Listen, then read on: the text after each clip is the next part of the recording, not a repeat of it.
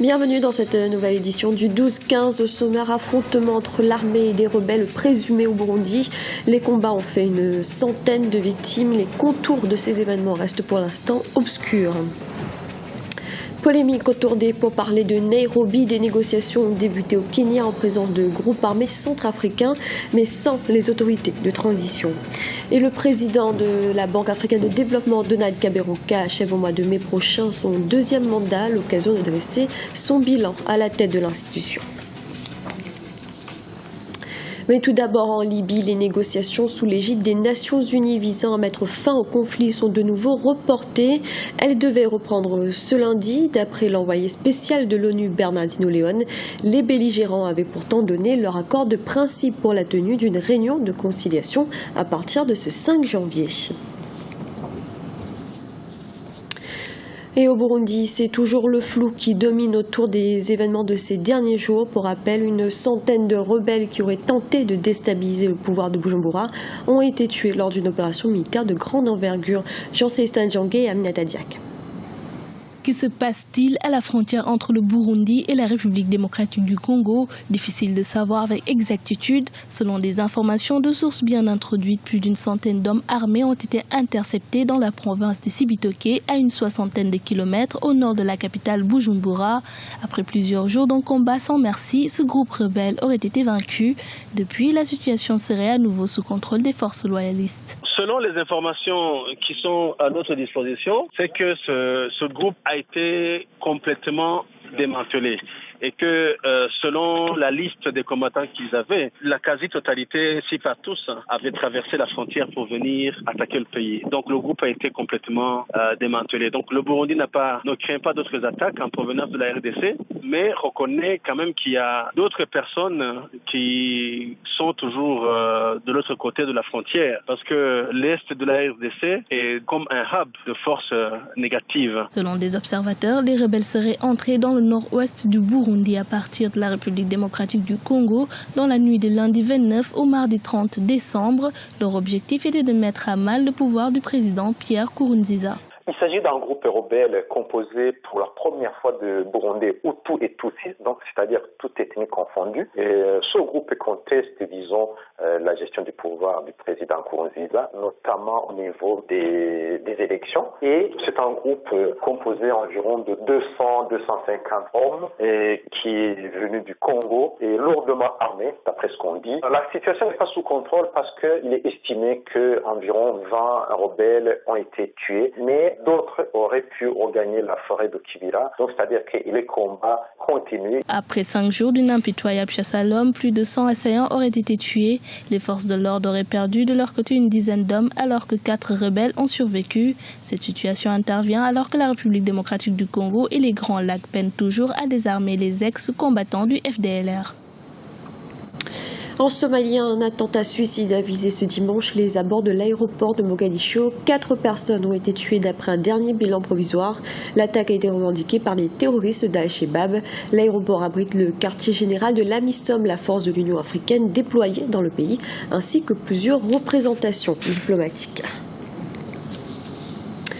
Ce sont les pourparlers de la discorde. Des négociations sur la crise centrafricaine ont débuté à Nairobi au Kenya. Plusieurs groupes armés ont été conviés.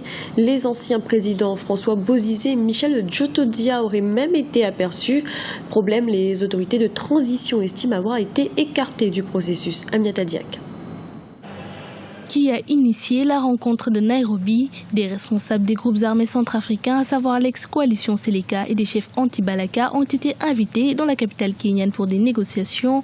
Certaines sources affirment également y avoir croisé les anciens présidents centrafricains Michel Djotodia et son adversaire François Bozizé, une démarche à laquelle les autorités centrafricaines de transition elles-mêmes disent ne pas avoir été associées. Au niveau des autorités nationales et que moi, qui les représente déjà en Afrique australe, on est tous étonnés d'apprendre qu'il y a des négociations qui sont en cours à Nairobi et que tout le monde est là-bas. Tout le monde est là-bas, sauf ceux qui sont supposés, ceux qui sont élus pour gérer la nation et gérer la transition. Donc les autorités nationales, bon, c'est dommage et c'est regrettable qu'on puisse mener des actions parallèles Nous, on n'est pas au courant. Je n'ai pas été informé par Bangui et les renseignements que j'ai essayé de prendre aussi au niveau de Bangui. Personne n'est au courant. Pour sa part, le vice-président de la Seleka, Mohamed Moussa Dafan, remet en cause la légitimité des différents acteurs réunis au Kenya. L'organisation des pourparlers à Nairobi n'engage que ceux qui l'ont organisé parce que la Seleka n'est pas suffisamment représentée. Ceux qui sont là-bas ne sont pas représentatifs de la Seleka. Et toute la Seleka est contre les pourparlers de Nairobi parce que nous ne comprenons pas pourquoi ceux qui ont signé les accords de Libreville n'ont pas respecté ces accords là et aujourd'hui ont refusé d'aller à Brazzaville et aujourd'hui repartent à Nairobi pour signer un accord que nous ne comprenons pas la portée. Sur le plan diplomatique, les autorités kenyanes ont annoncé avoir nommé un médiateur, l'ancien président de l'Assemblée nationale Kenneth Marende. Pour autant, les autorités centrafricaines ne décolèrent pas. Elles dénoncent un processus qui veut, selon certains, décider de l'avenir de la Centrafrique en catimini.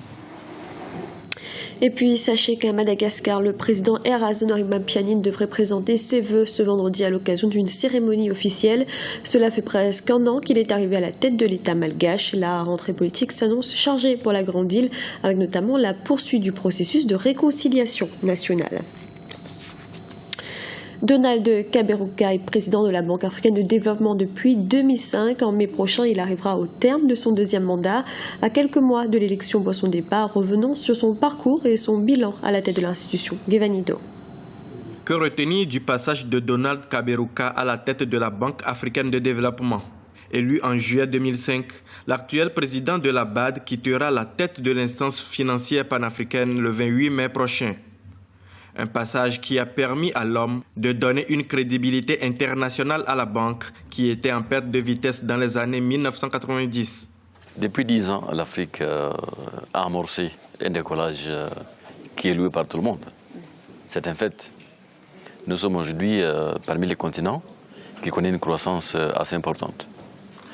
Mais ce que j'ai dit, c'est que le potentiel de l'Afrique lui-même à l'intérieur n'est pas exploité suffisamment. Un autre succès à mettre à l'actif de l'ancien ministre rwandais des Finances, le retour en août dernier du siège de la banque en Côte d'Ivoire après plusieurs années de crise.